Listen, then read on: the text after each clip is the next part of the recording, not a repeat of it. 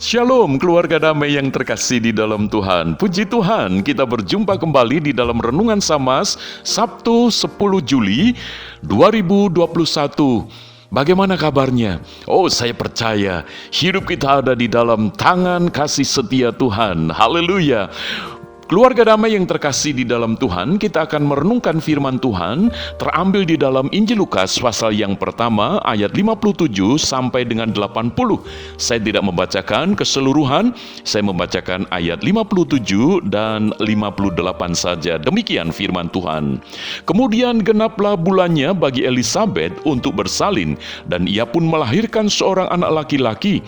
Ketika tetangga-tetangganya serta sanak saudaranya mendengar bahwa Tuhan telah menunjukkan rahmat-Nya yang begitu besar kepadanya, bersukacitalah mereka bersama-sama dengan dia.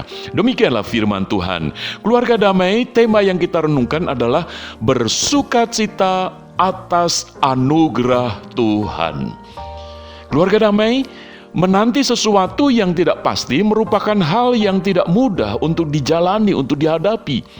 Demikianlah Imam Zakaria dan Elisabet istrinya.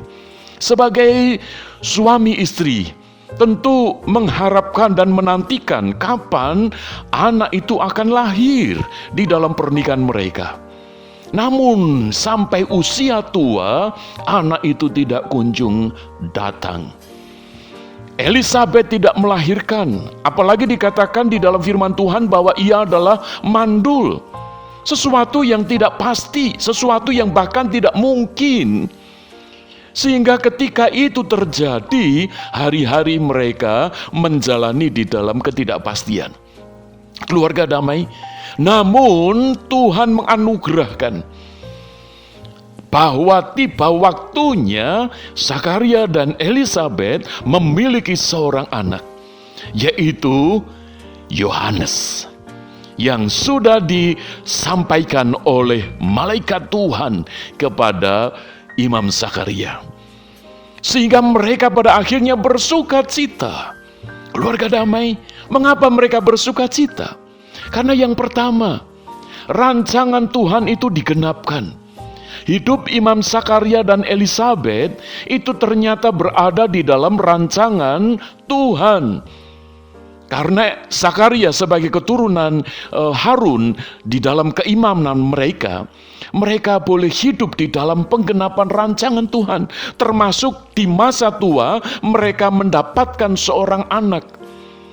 Hidup mereka ini ada di dalam rancangan Tuhan. Keluarga damai, tidak ada sesuatu yang kebetulan. Sehingga ketika mereka di masa tua baru mendapatkan seorang anak, yaitu Yohanes, yang disebut Yohanes Pembaptis, itu ada di dalam rancangan Tuhan. Oh, inilah yang membuat sukacita. Keluarga damai, biarlah hidup kita percaya sebagaimana Zakaria dan Elisabet, rancangan Tuhanlah yang digenapkan. Biarlah itu juga terjadi di dalam kehidupan kita. Tidak ada satupun kebetulan di dalam kehidupan kita yang kita jalani sampai hari ini. Sekalipun kita juga mengalami kondisi yang tidak pasti, sesuatu yang sulit, apalagi di tengah masa pandemi ini. Mungkin kita juga bisa ketakutan, kekhawatiran, kecemasan. Tetapi percayalah bahwa rancangan Tuhan itu sedang digenapkan di dalam hidup kita. Sehingga disitulah kita tidak kehilangan sukacita. Karena hari demi hari anugerah Tuhan itu dinyatakan. Puji Tuhan, biarlah kita boleh tetap bersukacita.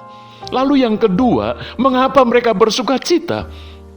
Karena kasih kuasa Tuhan itu dinyatakan. Maksudnya apa?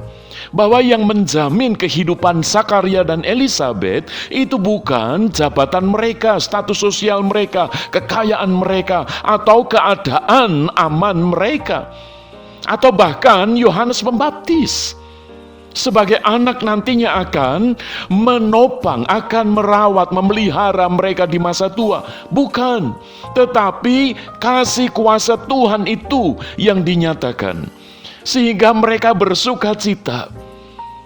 Memang awalnya mereka menyambut kelahiran anak di masa tua mereka itu sebagai satu sukacita.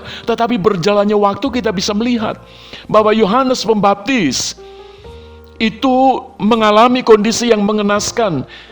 Dia relatif usia masih muda, karena kurang lebih sekitar 33 atau 34 tahun. Dia harus dipenggal kepalanya oleh Raja Herodes. Satu kematian yang mengenaskan.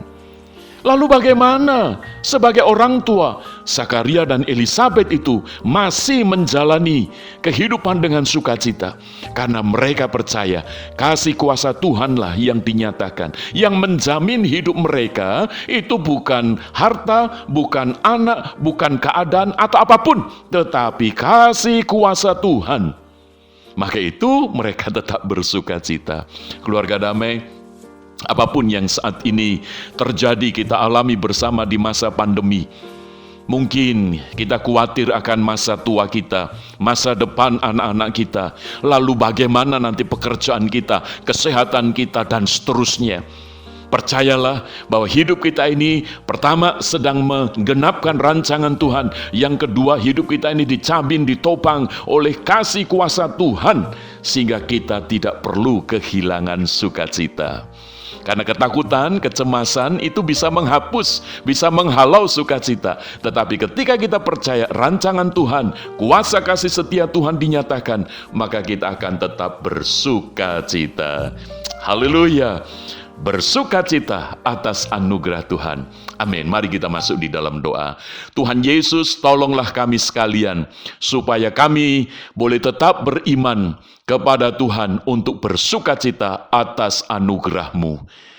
Di dalam nama Tuhan Yesus kami berdoa. Amin. Keluarga damai, Tuhan Yesus memberkati. Amin.